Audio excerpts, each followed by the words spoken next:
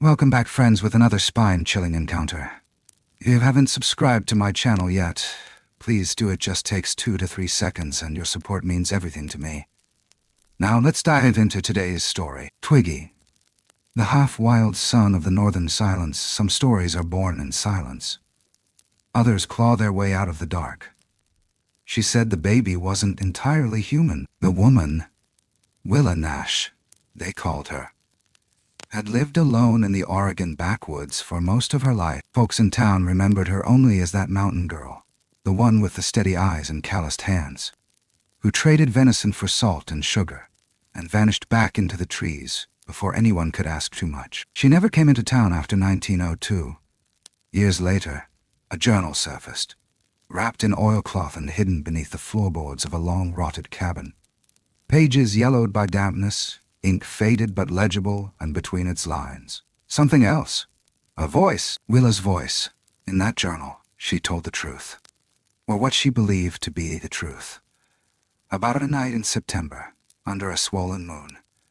About a sow in the forest that didn't belong. About something watching her from the trees. Not a man, not a bear. Something else. Something with hands. And later, about the child. His name was Twiggy. The story you're about to hear is hers. Some say it's madness. Others call it myth. But once you've heard her voice, once you've looked through her eyes into that long, haunted silence, you might wonder, too, what if she wasn't lying? Now listen closely. This is where it begins. The fire was almost out when she heard it. A low, wet rumble, like a cough, dragged from the throat of the forest itself. Not the wind, not a bear. Willa Nash knew those sounds. This was different. Thicker. Alive in a way that made the skin at the back of her neck pull tight. She stayed still, the old rifle resting across her knees, finger hovering, not pressing the trigger. In the distance, something massive cracked a branch with the sharp, careless certainty of something that had never needed to hide. She didn't run. Not yet. Her father, long dead and only present now in instinct, had told her, if you run, you're prey. But when she saw the shape, taller than the tree line at its shoulder, fur thick and matted in places with leaves, and something darker, her legs betrayed her. She backed toward the cabin, heart slamming in her throat, the ground no longer solid beneath her feet. That was the last clear moment. What followed? Her arm gripped by a hand too large, too real. The smell of wet cedar and something almost sweet came in flashes. Her scream never made it out of her mouth. Her vision narrowed to a point of blue moonlight on moss. Then, nothing. When Willa woke, she wasn't home. Cold rock, damp air, a ceiling too low for the sky. For a long while, she didn't move. Not from fear, but because the silence was so deep it seemed to press her bones into the earth. Then came the sound of water dripping. 1 drop. 2. She sat up. Pain lanced through her ribs, her shoulder. Her clothes were torn. A moss-strewn wall bled green light from somewhere above. And then, without warning, the scent returned. Burnt meat, smoke, earth. He was back. The creature emerged not with menace, but with something else.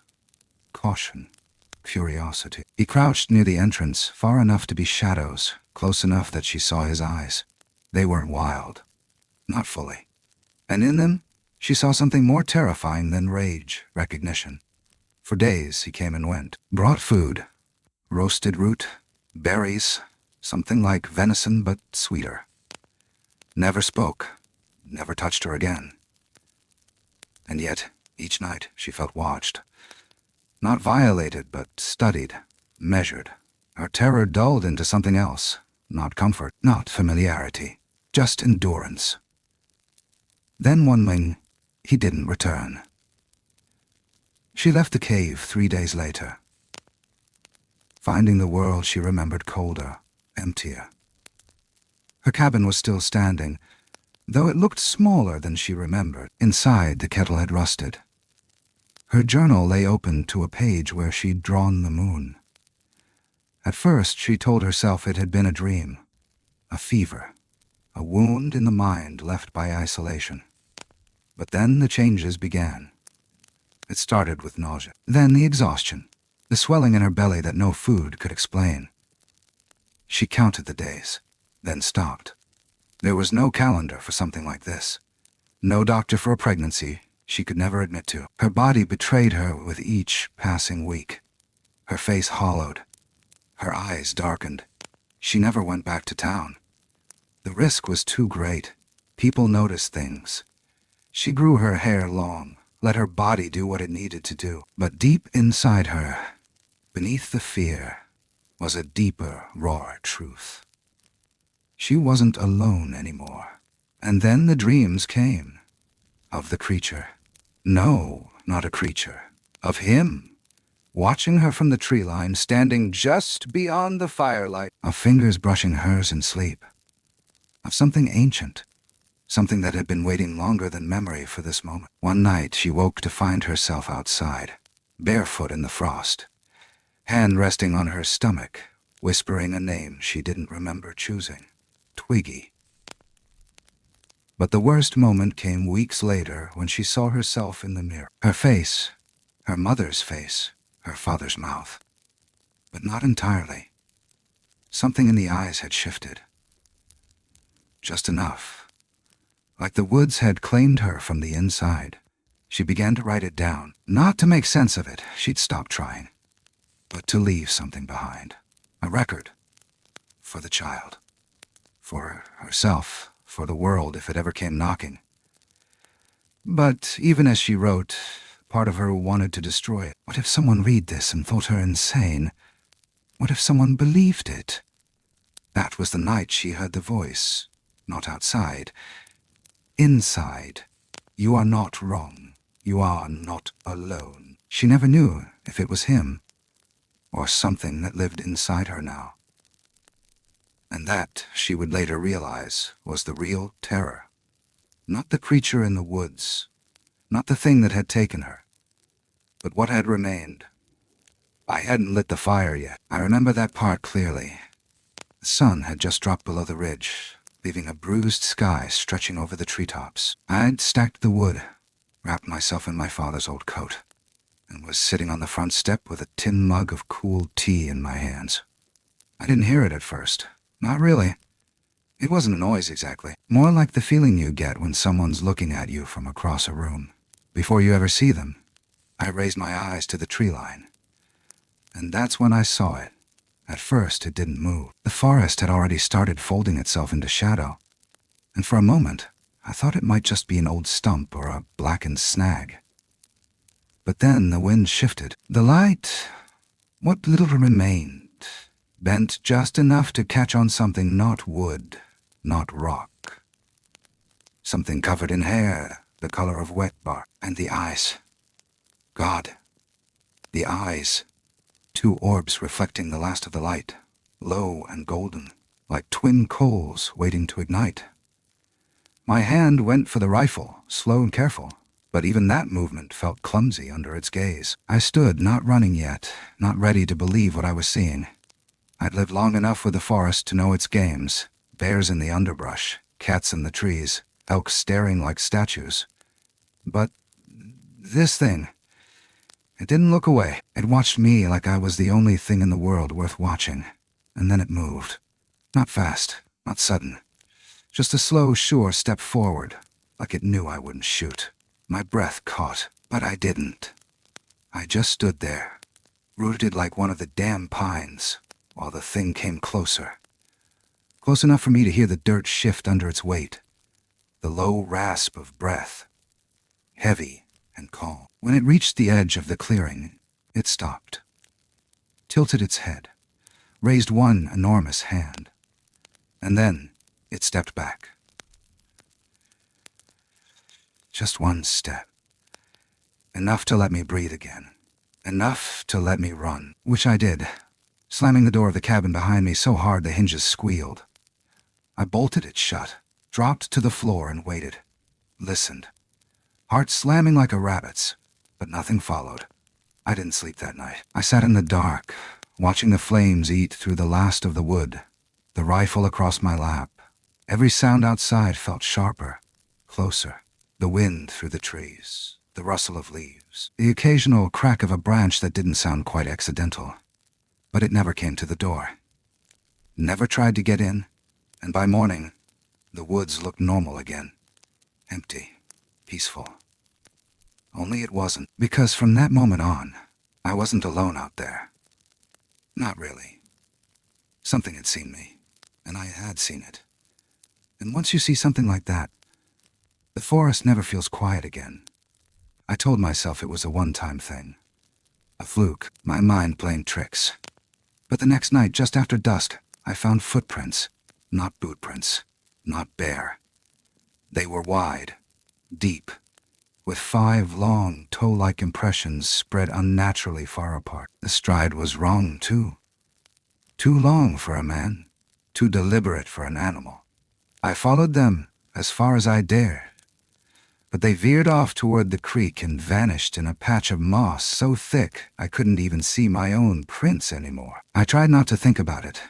Kept busy. Cut wood. Hung new snares.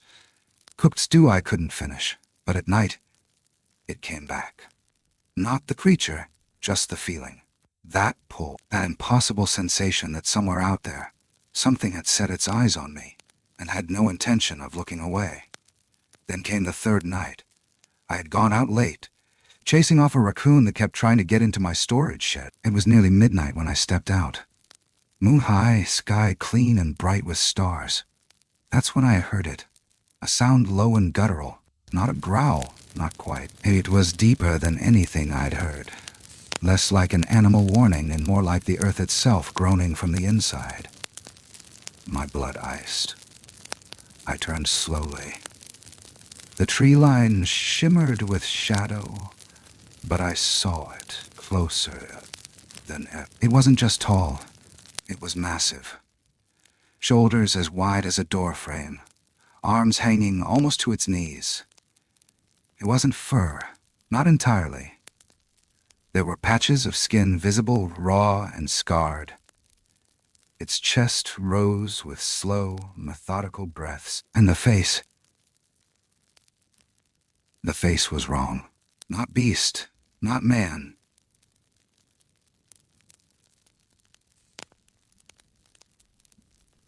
Something in between. Ancient, unmoved. I tried to speak. I don't know why. Maybe I thought if I said something, anything, it would break the spell, give me back my feet, But before I could form a word, it stepped forward, just once, and reached out. The hand that gripped my wrist was warm. Not hot, not cold, but warm, like a body, like a person. And that was the most terrifying part. I didn't feel pain. I didn't feel threatened. I felt known. Then everything went dark. I would later tell myself it must have knocked me out. That I hit my head. That maybe I had a seizure. A stroke. Something to explain why I couldn't remember the next hour, the next day. But when I woke up, I wasn't on the porch anymore. I was lying in the forest. Not my forest. Somewhere deeper. Somewhere untouched. I was alone. But I wasn't free. And the strangest part, I wasn't afraid anymore. That was the moment I made my first mistake, because I should have been. The cold came first, not the shiver of a cool breeze or the ache of a winter morning, but something deeper, an animal cold, like being lowered into a grave too early. I opened my eyes to blackness, not night, not sleep, but a pitch void so complete it felt like the world had blinked out. I was lying on something soft and damp. Moss, I thought, though it smelled of mold and stone. For a moment, I couldn't move, not from fear, but because nothing around me felt real. There were no sounds, no bird song, no wind, only the faint trickle of water in the distance, like the earth itself was whispering. When I finally sat up, pain lanced through my ribs and shoulder. My coat was gone. My shirt was torn. The last thing I remembered was his hand. Huge, warm, almost careful. And then nothing. Now, I was in a chamber of wet stone and creeping shadow, lit only by a faint slit of silver light leaking from a crack near the ceiling. The air was thick with moisture and something else. Something musky and sweet and old. I could taste it on the back of my tongue. I crawled toward the light, palms scraping against rough rock, knees bruising on cold earth.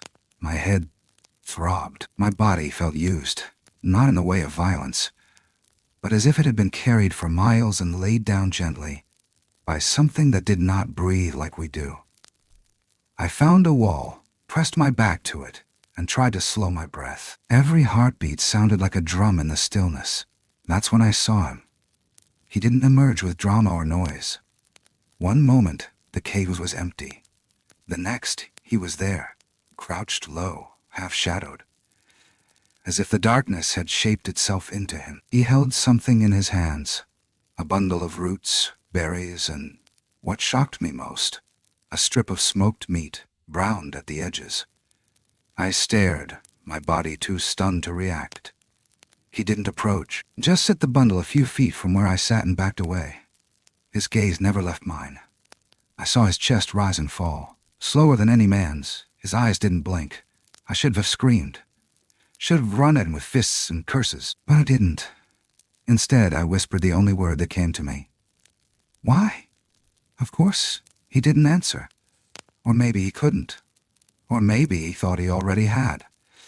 Because after that, he turned and disappeared into the deeper dark without a sound. That night, I didn't sleep.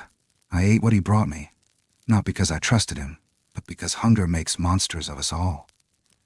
The meat was rich, like venison, but sweeter. The berries tasted like summer, which made no sense in the cold belly of a cave. He came again the next day.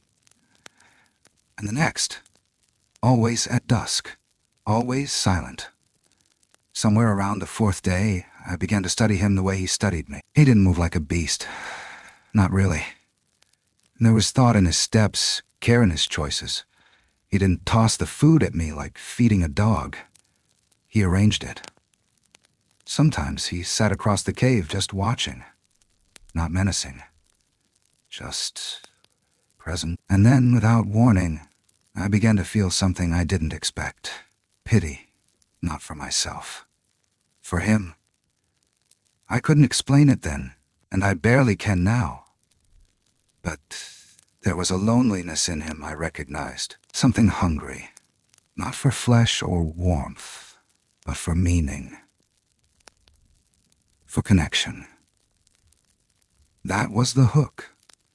That's where he got me, not with strength, not with fear, with loneliness. By the end of the first week, I'd stopped flinching when he came. I still didn't trust him, but I didn't fear him the same way. I started to feel time again, not in minutes or hours, but in rhythms. When the water slowed its drip, when the light changed color, when the silence grew heavier. Then one morning, he didn't come. I waited, all night, all the next day. I called out, voice echoing off stone like a ghost I couldn't outrun. Nothing answered, no food, no shadow, no eyes in the dark. I was alone again. That's when the panic hit me. Not fear of him, but fear of his absence. I had to get out. I didn't know how far underground I was, how deep or how twisted the tunnel might be. But I knew if I stayed, I'd never see the sky again. So I stood. My legs were weak, but I pushed forward. I followed the faint path he used, tracing where moss had been flattened or where the walls seemed smoothed by massive shoulders. I found the exit, a narrow slit between stone, hidden behind a curtain of roots. I clawed my way through, nails splitting, skin tearing. The light outside burned. Even clouded daylight felt like fire after so long in the dark. But I didn't stop. I stumbled through the trees for what felt like hours. Every step pulled me away from him. Every breath returned me to myself. By nightfall, I found my cabin again. Everything looked smaller, older, like it had been waiting for me, tired and cold. I fell onto the floor and wept, not for the pain, not for the fear, but because I knew something had changed. I wasn't just me anymore. I'd seen something no one would believe. I'd felt something no one could understand. And then, that night, I woke up screaming. My hands clutched at my belly, skin hot and tight. My heart pounded, because I remembered something that hadn't been there before. A dream, or a memory. His hand pressed gently to my stomach, like planting a seed, and I knew. He hadn't just watched me. He had chosen me, and somehow I had let him. I told myself it was over, that I had survived something unnameable and returned, that I could clean the soot off the walls, boil water, sew the tears in my shirt, and carry on like nothing had changed. But things had changed. The trees looked older. The wind didn't sound the same, and I didn't dream the way I used to. It began with a heaviness I couldn't shake. I was no stranger to the weight of fatigue. Long winters taught you that. But this was different. It pecked up my spine and pressed down on my skull like something invisible was whispering to my bones. Slow down. I barely ate. I would wake up in the middle of the night to find myself sweating, breathless, clutching my belly without knowing why. Then came the sickness. It wasn't just morning nausea. It was constant. The kind that sours everything.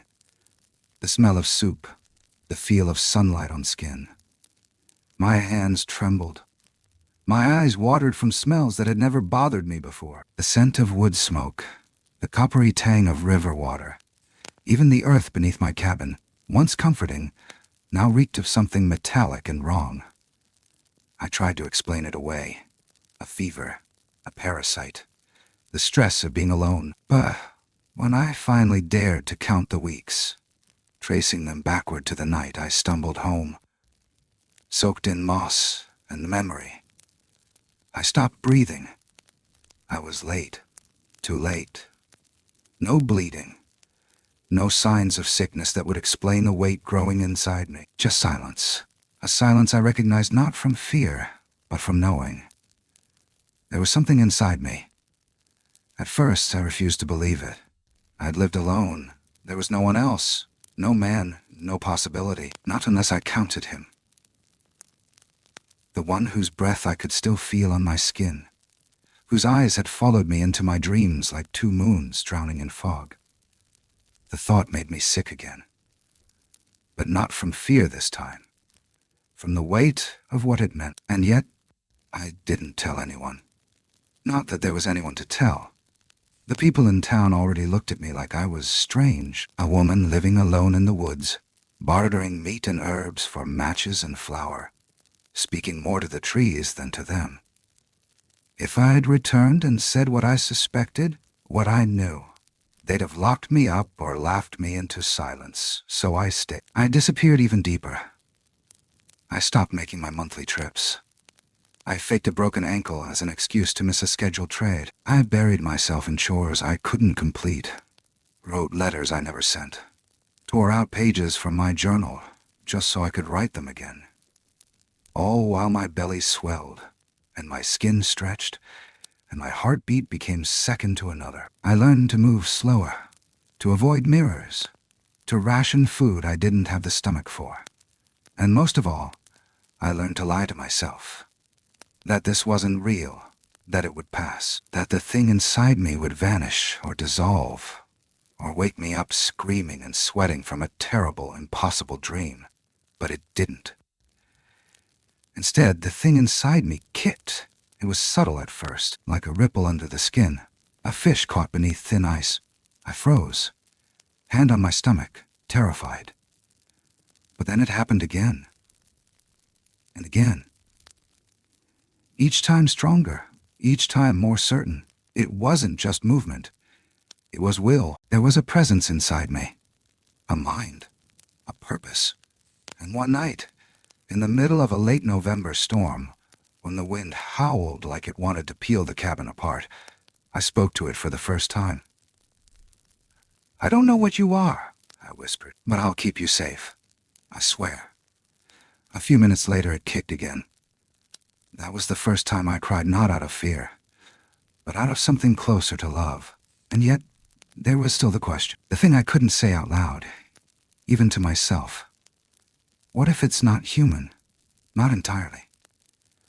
What if I wasn't just a mother, but something else now?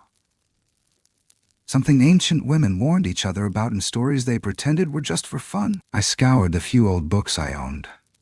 Botanical guides, folk, medicine, a field manual on Western mammals. But none of them had answers for what grows when a woman carries a myth. I even started writing down my thoughts as if I were speaking to him. The creature. I didn't know why. Maybe I thought if I addressed him, I could make it more real. Or more manageable. One of those nights I wrote this line in the margin. "If he is your father, then I am no longer a woman. I am a wilderness." And still, I waited. The days passed. The winds grew colder.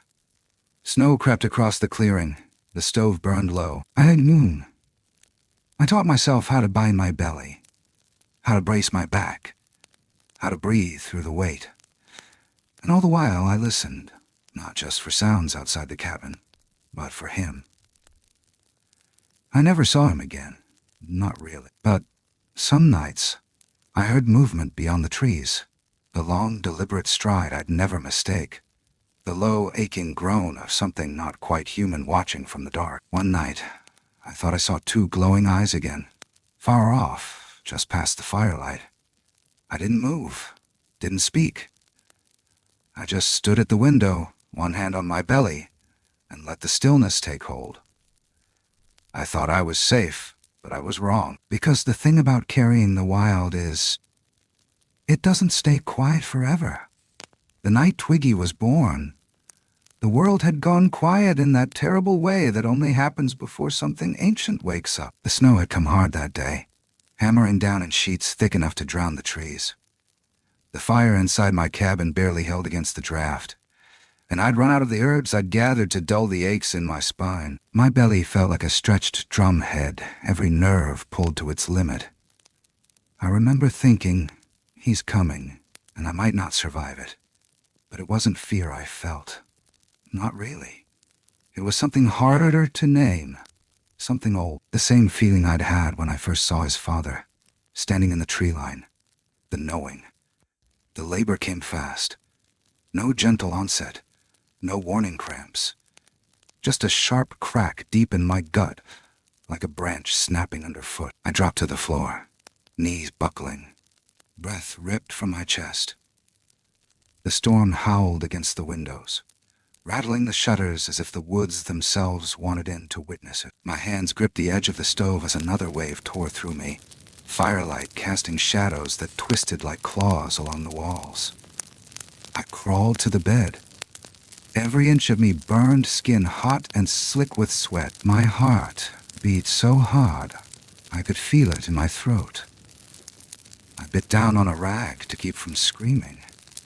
There was no one to hear, but the silence still felt sacred, like this wasn't meant to be interrupted. The next hour stretched into something timeless. There were moments I left my body entirely, floated above it, watching this primal animal version of myself claw at the sheets, whisper prayers to gods I'd never believed in. And through it all, I felt him moving.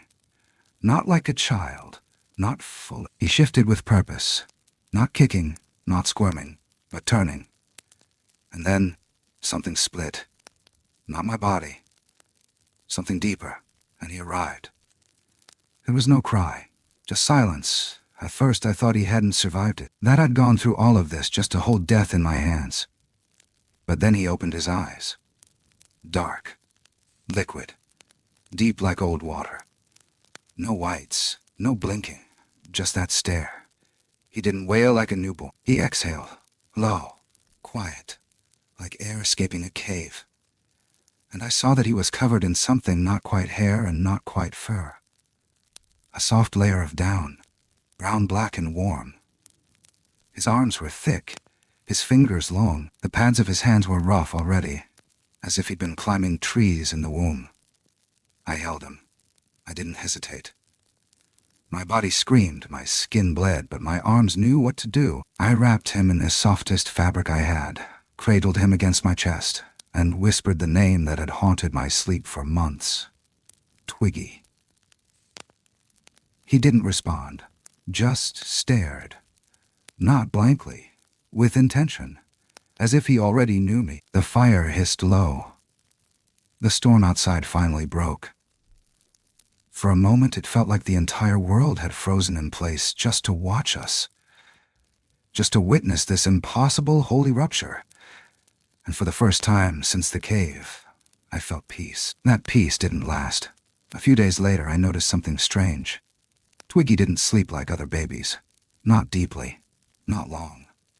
He would shut his eyes, but his body remained alert, muscles tense, nose twitching. He listened constantly, to every creak, every breath, every flicker of flame. He grew fast. By his 3rd month, he could sit up unassisted. By 6, he crawled like a forest creature, low, efficient, always toward light or shadow. He rarely cried. When he did, it was low and guttural, vibrating through the cabin floor. I could feel it in my chest more than I heard it. But it was his eyes that stayed the same. Always wide. Always watching. I used to catch him staring at the ceiling at night as if he saw things I didn't, as if he remembered. One night I woke to find him standing at the window. Just standing. Barefoot in the cold, eyes fixed on the trees. I whispered his name. He didn't turn. Just lifted one hand, slowly, and pointed. There was nothing there. At least I thought there was nothing there. I never opened the door to check. As he grew, I taught him what I could. Words, silence, how to tell safe berries from poison. How to be kind to animals, even the ones that frightened him. How to hide. That was the most important lesson. He learned quickly. When hunters passed too close to the clearing, I showed him where to crawl under the floorboards, how to hold his breath, how to become a shadow. He didn't ask why. He didn't cry. He didn't cry. He just obeyed with that strange, heavy understanding in his... But then came the day I made a mistake. I left him outside, just for a moment, while I fetched water from the stream. When I came back, he was gone. My heart stopped. I ran through the woods, barefoot, lungs on fire, calling his name with every breath I had. Minutes blurred. Trees closed in. I couldn't see. I couldn't think. I thought he'd gone. I'd lost him. The forest took him back. Then I saw him, perched in a tree, 20 feet high, legs dangling, eyes calm. He looked at me like he'd been waiting. Like he knew I'd come. I didn't yell. I didn't scold. I just knelt on the ground and cried. And when he climbed down, slow and sure like he'd done it 1,000 times, he placed one hand on my face and said the first word I'd ever heard from him. Safe. I don't know how he knew that word. I don't remember teaching it. But it broke me. Because in that moment, I realized he wasn't just mine. He was something else. And someday he might have to go back to wherever that something came from. But until then, I would fight the world to keep him safe. By the time Twiggy was walking, the forest had already claimed him. He didn't toddle like other children. He moved with a balance too refined, too feral, like he had lived here before, in some other life.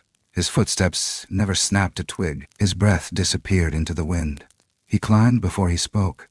And when he finally spoke, it was in whispers. Short, weighty words that sounded like they were older than me. We had a rhythm. Mornings were for chores. Afternoons for gathering, evenings for fire and starlight. But always, in every action, I taught him the most important lesson: how to vanish, how to move like mist, how to hear the difference between a branch breaking under snow and a branch breaking under boot, how to sense when the forest was watching. I never called it by name. I never said Bigfoot or creature or father. I didn't have to. The forest didn't deal in names. It dealt in shadows. I built a crawl space beneath the floorboards, just tall enough for him to slide into when danger came near. I'd knocked twice on the floor with my heel, our signal. No words, no panic. And he understood. God help me, he always understood. Twiggy didn't laugh the way most children do. He had joy, unmistakable joy. But it came in strange shapes. His smile would spread slowly, like a secret. His eyes lit up when snow fell heavy, when a deer passed near the clearing, when a hawk called overhead. He never sought toys. He wanted branches, stones, bones, things that felt real in his hands. He was 6 when he started asking questions I couldn't answer. "Why do we hide from them?" he asked one day, after spotting 2 men in the distance, rifles slung across their backs. I yanked him down into the crawl space, heart thudding, my palm covering his mouth until the danger passed. "They wouldn't understand," I said, brushing the dirt from his arms, trying to stay calm. "They're afraid of what they don't know." Am I something they don't know? I didn't answer, because I wasn't sure. Some days, I watched him play, watched the way he tilted his head at insects or mimicked the sound of crows, and I thought, he's just a boy, my boy, mine. But other days, in the stillness, I'd see the way his shoulders moved, the way his eyes reflected firelight, and I felt it. That thin sliver of something else. Something wild. Still, I loved him with a kind of madness I didn't know was possible. I loved him like a tree loves its roots, silent, unshakable. When he hugged me, his arms were strong enough to bruise. When he kissed my cheek, I swore I could feel the forest humming through him. I began to write more. Not in the old journal. I kept that hidden beneath the loose board near the stove, but on scraps of paper, tucked under his mattress. Behind the rafters. Messages I knew he'd find one day. "You are not a mistake. You were chosen by something older than fear. Whatever you become, remember I saw you first." One evening, as the fire crackled low and snow whispered against the windows, Twiggy crawled into my lap, bigger than he used to be, but still small enough to fit there. "Do I look like him?" he asked, voice nearly swallowed by the wind. I didn't speak right away. "Sometimes," I finally said. "Do you miss him, Hooked?" That question split me like lightning through dry timber. Not because I missed the creature, but because I missed the version of myself before he came. Before the silence, before the watchfulness. "I miss what I was," I said, "but I wouldn't trade you for who I used to be." He nodded slowly, like he understood. Maybe he did. I began to notice shifts in the forest. Birds vanished earlier in the day. The creek water ran cold even in spring. One morning, I found claw marks near the chicken coop. Deep, deliberate. Too big for any bear. Too wide for a cougar. They weren't Twiggy's. I measured. Someone, or something, had come close again. That night, I laid out extra snares. I didn't tell Twiggy, but he knew. The next morning, he stood at the edge of the tree line, motionless. He said. I didn't ask how he knew. The silence had become its own language. We spoke in looks, in movements, in the way the wind curved around the corners of our cabin. But the danger was no longer just in the forest. It came in boots. 2 hunters. Strangers. Tall. One missing a thumb. The other with a voice too loud for these woods. They knocked on my door 2 weeks later, asked if I'd seen anything strange. Tracks, they said, not bear, not elk, big, upright. They laughed like they didn't mean it, but their eyes didn't. I lied. Told them the snow had covered anything unusual. Told them I'd been sick, that I hadn't gone beyond the river in weeks. They nodded, asked to look around. I smiled, even as my spine screamed. "Oh, of course," I said. But I walked with them, every step, every glance, my hand never far from the hatchet tucked in my boot. They didn't find the crawl space. They didn't smell the extra bed of pine needles hidden behind the curtain.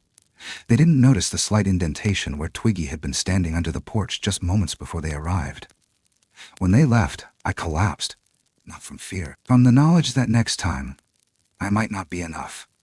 I began digging that night, a tunnel, shallow and crude, leading into the base of the hill behind our cabin. I worked until my fingers bled, until my breath steamed white in the lantern glow.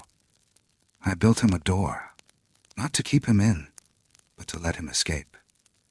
The forest may have brought him to me, but someday it may have to take him back, and I needed to be the one to show him how to leave without fear.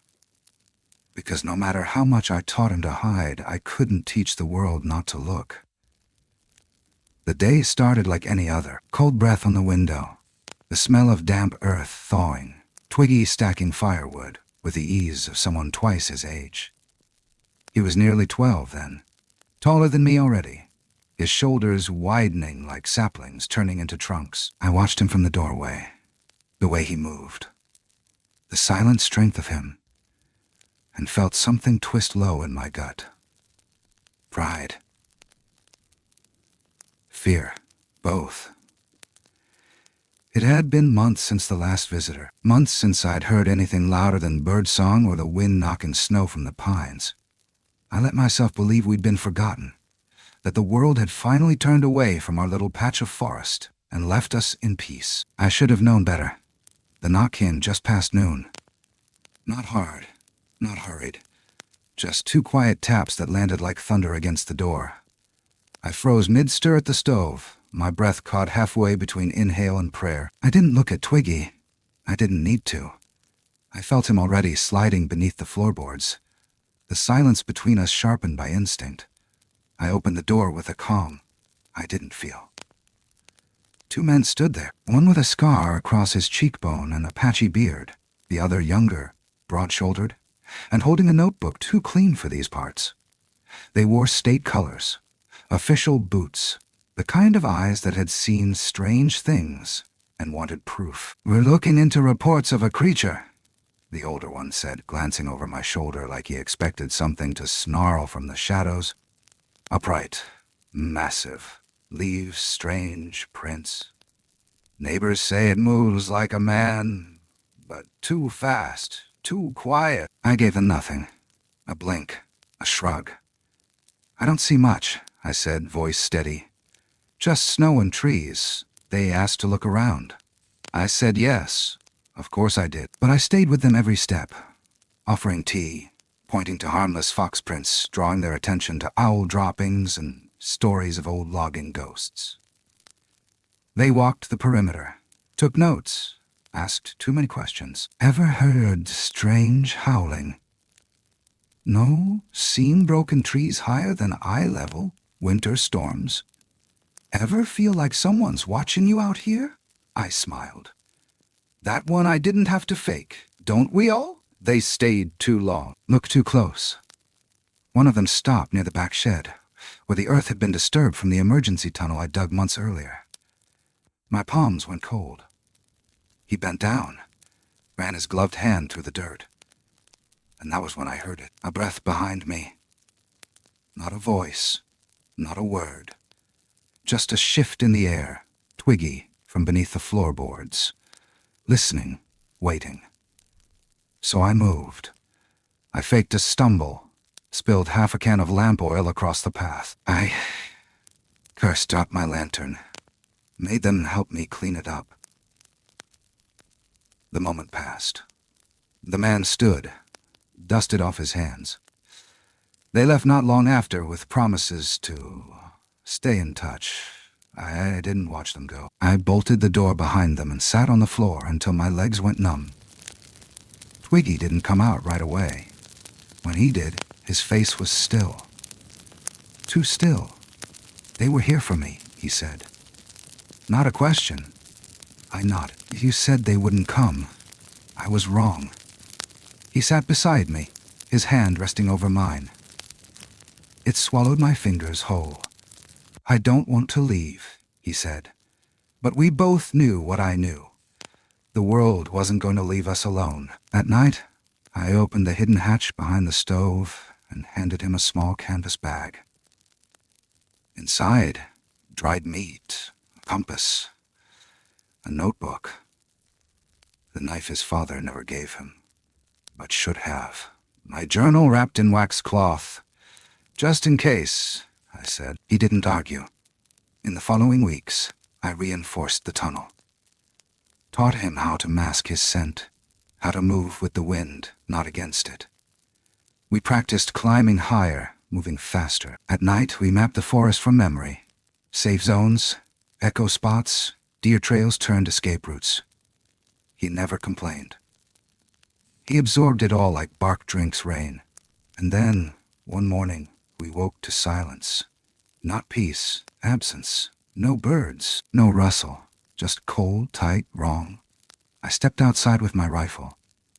At the edge of the clearing where the snow thinned near the bramble line, I saw it. A footprint. Not Twiggy's, not mine. Larger than either, heavier, 3 times the spread of a man's. The snow around it slightly melted as if it had been warm-blooded, recent. My breath caught. I followed the trail with my eyes. It circled the cabin, and then vanished. That night, Twiggy didn't sleep. Neither did I. I sat by the window, rifle across my lap, watching the woods breathe. At some point past midnight, I whispered into the dark. "Are you watching your son?" No answer. But the wind shifted, and for the first time in years, I felt a presence I hadn't let myself name. Something massive. Patient. Just beyond the tree line, and then something darker sank into my gut. Not everything watching us came from the forest. Some things came with maps and guns and notebooks. And if they came back, we wouldn't run. We'd vanish. Like smoke. Like myth. Like we had never been real at all. The fire was low, the kind of low that speaks in whispers and ash. I had stopped adding wood hours ago, letting the glow dwindle until the cabin slipped into that blue-edged darkness, where everything softens, edges, memories, time. Twiggy sat across from me, knees drawn up, his massive hands wrapped around a tin mug. He hadn't said much that day. Neither had I. There wasn't much left to say. He was 12, maybe more. His back had begun to hunch in that way his father's did, spine curving like the branch of something wind-shaped. He'd long outgrown the boots I'd sewn from deer hide, now padding around barefoot, barely making a sound. His jaw had thickened, his shoulders stretched wide. But his eyes, they were still mine, still human. That night I looked at him and saw a man. But I also saw a myth. And I knew I'd been refusing to believe. He wouldn't be mine forever. The hunters hadn't returned, not yet. But we'd found their marks. Snares set deep. Cameras nailed high into tree trunks. Their lenses like black eyes that never blinked. They were patient, these men. And they were smart, smarter than the ones before. So I began writing again. Not for the world. For him. The truth, unvarnished. The kind I used to whisper into the forest, only now carved into paper. I wrote about the cave, the night I disappeared, his father. What I saw in those eyes the first time he looked at me. Not as prey, not as curiosity, but as choice. I wrote about the weight I carried, the silence I swallowed. The way I learned to love something not because it was easy, but because it was mine. I told him what I feared most. That someday, the world would find him. And that when it did, it wouldn't ask questions. It would only take. I sealed the journal beneath the floorboards, next to the small sack of his baby hair I'd cut years ago, the teeth he'd lost and buried like seeds. And then I waited. Because I knew it was coming. That night we sat in silence for hours. The forest outside had gone still again. Too still. Not even the creek sang. Something was watching. I could feel it. Twiggy spoke first. I had a dream, he said. I looked up. You were gone, he whispered. But you were everywhere. I tried to smile. Sounds like a peaceful end. He shook his head. It didn't feel like an end. And that's when I knew. He was ready. Or maybe I was. Maybe that's what being a mother is. Learning how to make peace with letting go.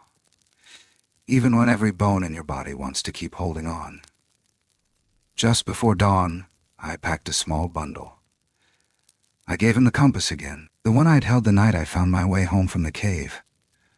The one that spun without reason every time we got near the ridge. I pressed it into his palm. When the fire goes out, I said, don't wait. He nodded. Look. His voice broke then, and he said something I wasn't ready to hear. Will I forget you? I couldn't lie. Maybe, but I hope the trees remember. For a while, neither of us moved. The sky turned a pale gray, that in-between color that always made me think of breath held too long. The coals hissed one last time, and then the cabin slipped into shadow. I pressed my forehead to his, whispered his name, and then I left the cabin. I didn't go far, just into the trees, just far enough, so that when they came, and I knew they would, I would not be there, and neither would he. At least that's the hope I let myself believe, that when they opened the door, they would find only a cold hearth, a blank journal, and the deep hush of a place that no longer remembered warmth, but somewhere, beyond their reach, a boy with bark on his skin and fire in his bones would be running beneath stars, remembering the sound of his mother's voice, not the words, but the rhythm. And the forest, older than all of us, would keep the rest. For now. Years later, the cabin still stood, not untouched. No place like that stays whole, but standing. Moss curling over the roof, windows clouded, doors zagging inward like the last breath of something forgotten. Most people wouldn't have noticed it, tucked so deep behind unmarked switchbacks and old logging trails that had long surrendered to vines and silence. Most people wouldn't have known what it meant, but he did. He stood at the edge of the clearing now, taller than the porch, broader than the doorway. His skin, where it showed, had darkened like old bark. His hair was matted in places, thick in others, wild with leaves and wind. He didn't wear shoes. He didn't need to. His hands, those hands, had broken trees and carried deer and once, long ago, held the trembling fingers of the woman who named him Twiggy. He hadn't spoken that name in years, not aloud. Now, he stepped forward, each movement careful, reverent, like he was afraid the ground might still remember. The door creaked open when he touched it. Inside, dust rose in lazy columns through the broken light. A kettle still hung over the rusted stove. A blanket, threadbare and full of holes, lay folded at the foot of the bed. He knelt, pulled back a floorboard with ease, as if he'd never left. The journal was still there. So was the bundle of hair. The knife. He didn't need to read it. He remembered every word. But he did anyway. The pages crackled, the ink faded. But the voice remained, her voice. His mother. Her breath etched into every line. Her pain. Her wonder. Her warnings. And her love. He read until the sun fell. And then he heard it. A branch snapping beyond the trees. Not loud, not close, but wrong. He stood slowly, back straightening. That old feeling returned. Not fear, not even instinct. Memory. Something watching. For years, he'd run through these forests, lived in caves, spoken to no one. He had seen others, men with cameras, rifles, boots. He never let them see him. But now, someone was near. And this time, it wasn't him they'd come for. They'd come for her story, her truth. The journal would never be safe here, not anymore. So he burned it. He stepped out into the clearing, tossed the book onto the fire pit, where she used to cook rabbit and boil pine. It flared fast. Dry paper and love always do. He watched it until the last word turned to smoke, and then he turned to the trees. He didn't run. He walked, back into the woods that had made him, that had held him, that had remembered everything. And behind him, where the cabin once breathed, only cinders remained. But high in the canopy, hidden among the limbs, a pair of golden eyes blinked once, then vanished, and the forest went still again, except for the sound of something ancient breathing, long and deep, like it had just woken up, and wasn't quite done listening. Some stories are never meant to be fully understood. They don't follow the clean lines of reason, or offer answers tucked neatly in the margins. Instead, they linger, in the spaces between the known and the unknown, in the hush of the trees at dusk, in the breath you didn't know you were holding when the world feels just a little too quiet. What you've heard tonight isn't just a tale of wilderness or wonder, fear or faith. It's a reminder that some truths don't live in books or records or the mouths of experts. They live in silence, in memory, in the weight of what we feel but cannot prove. The forest has always held more than it reveals. For every footprint we find, there are 100 we miss. For every shadow we chase, 1,000 vanish before our eyes. And maybe that's the point. Maybe not everything was meant to be captured. Maybe some mysteries ask not to be solved, but respected. This story, like the woods themselves, doesn't end. It breathes, it watches, it waits. And perhaps if you've ever found yourself alone in the middle of nowhere, with the wind whispering like it knows your name, you've felt it too. That flicker of something ancient, something just beyond the veil. Not everything in this world was built to fit into our understanding. Some things live outside it. Some things choose not to be known. But love, survival, the need to protect what matters most, those things we all understand. Thank you for walking this path with us. If it stirred something in you, wonder, doubt, belief, or simply the echo of a memory, we'd love to hear about it. Share your thoughts in the comments. Let us know what you think, what you felt, what still lingers with you now that the fire's gone low. And if stories like this speak to you, if the shadows still hold your curiosity, consider subscribing, following, and joining us again. There's always another trail, another voice, another silence waiting to be heard. Until next time, keep listening. The woods are never truly quiet.